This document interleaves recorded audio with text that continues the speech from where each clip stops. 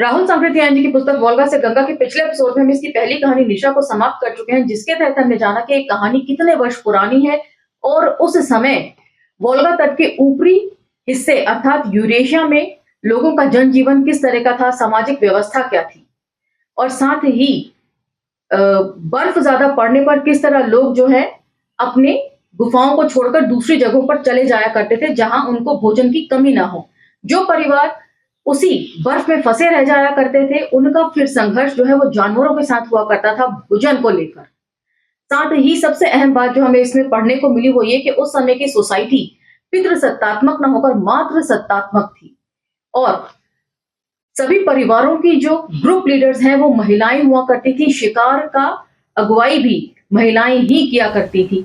वही डिसाइड करती थी कि परिवार किस तरह आगे बढ़ेगा। परिवार को आगे बढ़ाने के लिए पिता पुत्री से, माँ अपने पुत्र से संभोग यानी कि सेक्स किया करते थे और परिवार को आगे बढ़ाया करते थे।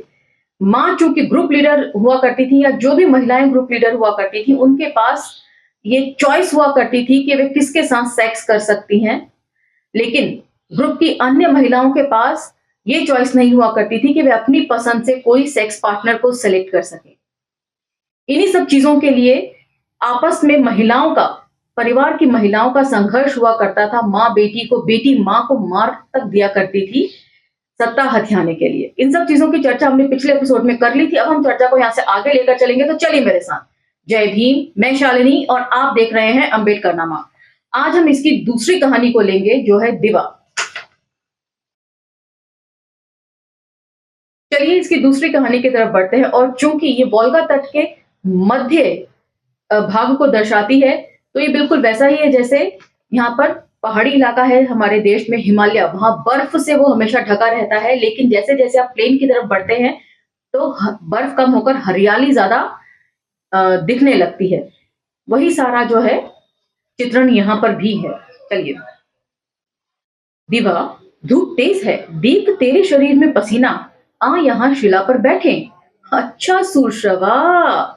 यह दीवार सूरश्रवा के साथ एक विशाल देवदारू की छाया में शिला तल पर बैठ गई। ग्रीष्म का समय, मध्याह्न की बेला, फिर मृग के पीछे दौड़ना, इस पर भी दिवा के ललाट पर श्रम बिंदु अरुण मुक्ता फल की भांति न झलके, यह कैसे हो सकता था? किंतु यह स्थान ऐसा था जहां उसके श्रम से दूर होने में देर नहीं लग सकती थी। पहाड़ी नीचे से ऊपर तक हरियाली से लदी हुई थी। विशाल देवदारू अपनी शाखाओं और सूची पत्थरों को फैलाए सूर्य की किरणों को रोके थे। नीचे बीच बीच में तरह तरह की बूटियां, लताएं और पौधे उगे हुए थे। जरा सा बैठने के बाद ही तरुण युगल अपनी थकावट को भूल गए और आसपास उगे पौधे में रंग बिरंगे फूल और उनकी मधुर गंध उनके मन का आकर्षण करने लगी। तरुण ने अपने धनुष बाण और पाषाण परशु को शिला पर रख दिया और पास में कलकल बहते स्फटिक स्वच्छ जल स्रोत के किनारे उगे पौधों से सफेद, बैंगनी, लाल फूलों को चुनना शुरू किया। तरुणी ने भी हाथों में रखे अपने लंबे सुनहले केशों पर हाथ डाला। अभी भी उसकी जड़ें आर्द्र थी, मतलब पसीने से गीली थी।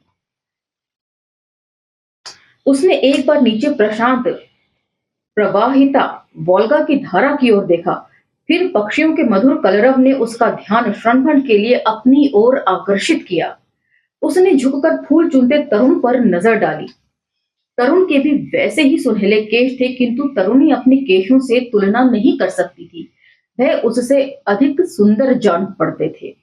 तरुण का मुख घने पिंगल श्मश्रु से ढका था, मतलब घनी दाढ़ी मूछ उसके चेहरे पर थी, जिसके ऊपर उसका नासा, कपोल भाग और ललाट की अरुणिमा दिखलाई पड़ती थी। तरुणी की दृष्टि फिर सूर्य की पुष्ट रोमश भुजाओं पर पड़ी। उस वक्त उसे याद आया कि कैसे सूर्य ने उस दिन एक बड़े दंतैल सुअर की कमर को इन्हीं भुजाओं से पत्थर के फरसे द्वारा एक प्रहार में तोड़ दिया था। उस दिन ये कितनी कर्कश थी और आज इन फूलों को चुनने में वे कितनी कोमल मालूम होती हैं, किंतु उसकी मुसुक में उछलती मुसरियां, उसके पहुंचने में उभरी नसें बाहु को विषम बनाती अब भी उसके बल का परिचय दे रही थी। मतलब उभरते हुए जो बाइसेप्स जिन्हें हम कहते हैं ना, डोले, वो देखकर वो मंत्रमुग्ध हो रही थी। और ये सूरश्रवा कौन है? ये इसका सगा भाई है। आगे लिखा है इसमें, सुनिए। एक बार तरुणी के मन में आया, उठकर उन बाहों को चूम ले। हाँ, इस वक्त वह उसे इतनी प्यारी मालूम हो रही थी। फिर दिवा की दृष्टि तरुण की जांघों पर पड़ी। हर गति में उसकी पेशियां इतनी उछलती थी, सचमुच चर्बीहीन पेशीपूर्ण उसकी जांघें पृथु पेंडली और श्रीण घुट्टी दिवा को अनोखी सी मालूम होती थी। सूर्य ने दिवा का प्यार पाने के लिए कई बार इच्छा प्रकट की थी, मुंह से नहीं चेष्टा से। मतलब दोनों सगे भाई बहन हैं और भाई जो है उसने अपनी बहन का प्रेम पाने के लिए कई तरीके से हाव भाव के जरिए दर्शाया था कि मैं तुमसे प्रेम करता हूं, तुम मुझसे प्रेम करो। तो यहाँ प्रेम का सीधा मतलब संभोग यानी सेक्स से है। नाचों में उसने कई बार अपने श्रम कौशल को दिखलाकर दिवा को प्रसन्न करना चाहा था, लेकिन दिवा ने जहां जन के तरुणों को कितनी ही बार अपनी बाहें नाचने को दी, कई बार अपने होंठ चूमने को दिए, कई बार उनके अंकों में शयन किया, वहां बेचारा सूर एक चुंबन, एक आलिंगन, क्या एक बार हाथ मिलाकर नाचने से भी वंचित रहा। मतलब उस समय की मैट्रियार्की सोसाइटी थी और औरतें इतनी फ्री हुआ करती थी कि वो अपनी मर्जी से अपने सेक्स पार्टनर चुन सकती थी और यहाँ तक उन्हें छूट थी कि हर रोज अपना सेक्स पार्टनर बदल सकती थी। और मर्द जो है वो उनके आगे पीछे मंडराते थे कि हम आपके प्रेम को पाना चाहते हैं, हमारे ऊपर भी जरा कृपा बरसाएं।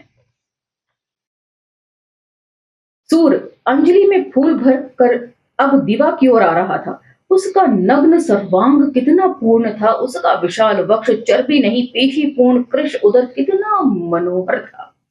उसका ख्याल आते ही दिवा को अफसोस होने लगा, उसने क्यों नहीं सूर का ख्याल किया। लेकिन वस्तुतः इसमें दिवा का उतना दोष ना था, दोष था सूर के मुंह पर लगे लज्जा के ताले का। जिसने दरवाजा खटखटाया उसके लिए वह खुला। मतलब जिसने भी, जो भी पुरुष लड़कियों से प्रेम करता था और इस स्टोरी की हीरोइन से जिस भी पुरुष ने बोला प्रेम जताने के लिए, उसने उसकी इच्छा पूरी की, लेकिन अपने भाई की नहीं की अभी तक। सूर के पास आने पर दिवा ने मुस्कुराते हुए कहा, कितने सुंदर कितने सुगंधित हैं ये फूल। सूर ने फूलों को शिलातल पर रखते हुए कहा, जब मैं इन्हें तेरे सुनहरे केशों में गूंथ दूंगा तो ये और सुंदर लगेंगे। तो सूर, तू मेरे लिए इन फूलों को ला रहा है? हाँ दिवा, मैंने इन फूलों को देखा, तुझे देखा, फिर याद आई जल की परियां। जल की परियां? हाँ, बहुत सुंदर जल की परियां जो खुश होने पर सारी मनोवांछाओं को पूर्ण कर देती हैं और नाराज होने पर प्राण भी नहीं छोड़ती। तो उस समय औरतें इतनी सशक्त थी, जान लेना किसी की उनके लिए बड़ी आम सी बात हुआ करती थी। तो सूर, तू मुझे कैसी जलपरी समझता है? नाराज होने वाली नहीं, किंतु मैं तुझ पर कभी खुश नहीं हुई। दिवा ठंडी सांस लेकर चुप हो गई। सूर ने फिर दोहराते हुए कहा, नहीं दिवा, तू मुझ पर कभी नाराज नहीं हुई। याद है बचपन के दिन, तब भी तू शर्मीला था, किंतु तू मुझ पर नाराज ना होती थी। तब मैं तुझे अपने आप चूमती थी। हाँ, मैं चूमना बहुत मीठा था, किंतु जब वे मेरे गोल गोल स्तन उभरने लगे, तब मेरे मुख को सारे जन के तरुण जोहने लगे, तब मैंने तुझे भुला दिया। कह दिवा कुछ खिन्नामन हो गई। तो औरत के शरीर का इस तरीके से वर्णन है, इसी वजह से राहुल सांकृत्यायन जी के ऊपर कई तरह के आरोप भी लगे। लेकिन दिवा, इसमें तेरा दोष नहीं है, फिर किसका दोष? मेरा, क्योंकि सारे जन के तरुण तुझसे चुंबन मांगते तो उन्हें चुंबन देती, सारे जन के तरुण आलिंगन मांगते तो आलिंगन देती। मृग्या में चतुर, नृत्य में कुशल, शरीर में पुष्ट और सुंदर किसी जन तरुण की आशा को तूने भंग नहीं किया। मतलब हर रात किसी न किसी के टेंट में या किसी के भी रहने वाले स्थान पर तू गई, किंतु सूर, तू भी वैसा ही, उनसे भी बढ़कर चतुर कुशल पुष्ट तरुण था और मैंने तेरी आशा को भंग किया। दिवा, किंतु मैंने कभी आशा नहीं प्रकट की, शब्द से नहीं। बचपन में हम जब साथ खेला करते थे तब भी तू शब्द से आशा नहीं प्रकट करता था, किंतु दिवा समझती थी। आज दिवा ने सूर को भुला दिया। क्या ये दिवा विद इन ब्रैकेट दिन और उस चमकते सूर अर्थात सूर्य को कभी भुलाती है? नहीं सूर, अब दिवा तुझे नहीं भुलाएगी। तो मैं फिर वही सूर और तू फिर वही दिवा बनेंगे। हाँ, और मैं तेरे होठों को चूमूंगी।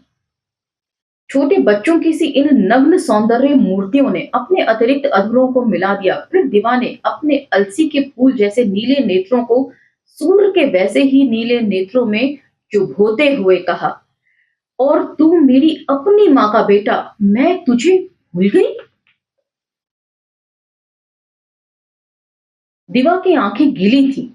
सूर्य ने उन्हें अपने गालों से पोंछते हुए कहा, नहीं, तूने नहीं भुलाया दिवा। जब तू बड़ी हो गई, तेरी वाणी, तेरी आंखें और सारे अंग कुछ दूसरे जैसे मालूम होने लगे, तो मैं तुझसे दूर हटने लगा। अपने मन से नहीं सूर, तो दिवा नहीं, यह तू मुझसे अब फिर नहीं शर्माएगा। नहीं शर्माऊंगा। अच्छा, इन फूलों को गूंथने दे। सूर ने एक डंठल से रेशा निकाला और फिर लाल सफेद बैंगनी फूलों को गूंथना शुरू किया। उसके फूल के क्रम में सुरुचि थी। बालों को उसने संभाल कर पीठ पर फैला दिया। गर्मी के दिनों में वोल्गा तीर के तरुण तरुणियां अक्सर नहाने तैरने का आनंद लेती हैं। इसलिए दिवा के केश साफ सुलझे हुए थे। सूर ने बालों पर टेहरी मेखला की भांति स्ट्रज को सजाया और फिर बीच में सफेद तथा किनारे पर बैंगनी फूलों के एक गुच्छों को ललाट के ऊपर केशों में खोस दिया। दिवा शिलातल पर बैठी रही। सूर ने थोड़ा हटकर उसके चेहरे को देखा। उसे वह सुंदर मालूम हुई। थोड़ा और दूर से देखा, वह और भी सुंदर मालूम हुई, किंतु वहां फूलों की सुगंध ही न मिलती थी। सूर ने पास में बैठकर अपने गालों को दिवा के गालों से मिला दिया। दिवा ने अपने साथी की आंखें चूम ली और दाहिने हाथ को उसके कंधे पर रख दिया। सूर ने अपनी बाएं हाथ से दिवा की कटी को लपकते हुए कहा, दिवा, ये फूल पहले से भी अधिक सुंदर हैं। फूल या मैं? सूर को कोई उत्तर नहीं सूझा। उसने जरा रुक कर कहा, मैंने हटकर देखा, तुझे ज्यादा सुंदर पाया, और हटकर देखा और सुंदर पाया।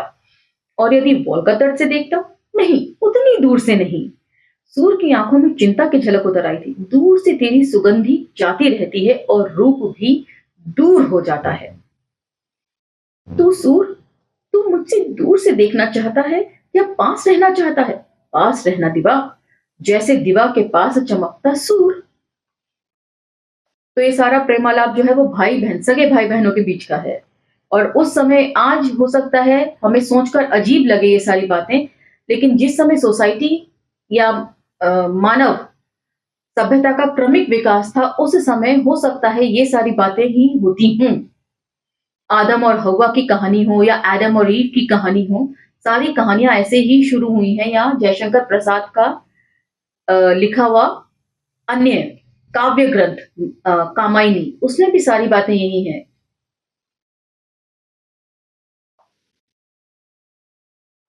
चलिए आगे बढ़ते हैं। आज मेरे साथ नाचेगा सूर? जरूर। आज मेरे साथ रहेगा? जरूर। सारी रात? जरूर। तो आज मैं जन की किसी तरुण के पास नहीं रहूंगी, कह दिवा ने सूर का आलिंगन किया। इसी बीच कितने ही शिकारी तरुण तरुणियां आ गए। उनकी आवाज को सुनकर भी वे दोनों वैसे ही रोम रोम में आलंगित खड़े रहे। उन्होंने पास आकर कहा, दिवा, आज तूने सूर को अपना साथी चुना? हाँ। और मुंह को उसकी ओर घुमाकर कहा, देखो ये फूल सूर ने सजाए हैं। एक तरुणी, सूर, तू फूल अच्छे सजाता है, मेरे केशों को भी सजा दे। दिवा, आज नहीं, आज सूर मेरा, कल। तरुणी, कल सूर मेरा। दिवा, कल कल भी सूर मेरा। तरुणी, रोज रोज सूर तेरा दिवा, ये तो ठीक नहीं। दिवा ने अपनी गलती को समझकर कहा, रोज रोज नहीं सस्वर बहन, आज और कल भर। धीरे धीरे कितने ही और प्रौढ़ी शिकारी आ गए। एक काला विशाल कुत्ता पास आ सूर के पैरों को चाटने लगा। सूर को अब अपनी भारी भीड़ याद आई। दिवा के कान में कुछ कह वह दौड़ गया। तो अब यहां से दूसरा सीन शुरू होता है। लकड़ी की दीवारों और फूस से छाया। तो आज का ये एपिसोड हम यहीं विराम करते हैं। दूसरे सीन में, क्योंकि दूसरे परिवारों को भी शामिल करके बातें लिखी गई हैं, और पहली कहानी जो निशा थी उसका जो वंश चला आ रहा था उसके बारे में भी चर्चा है कि किस तरीके से दिवा और निशा के वंश के बीच में जो है वो तनातनी रहती थी। उन सब डिस्कोर्स को हम अगले एपिसोड में लेंगे। इसे यहीं विराम देते हैं। ये एपिसोड्स आपको कैसे लग रहे हैं मुझे कमेंट सेक्शन में जरूर बताइएगा। असहमतियों का भी स्वागत है। वीडियोस पसंद आती हैं तो लाइक शेयर सब्सक्राइब करना भी ना भूलें। अब मुझे आगे दीजिए, मिलते हैं अगले एपिसोड में। जय भीम, धन्यवाद।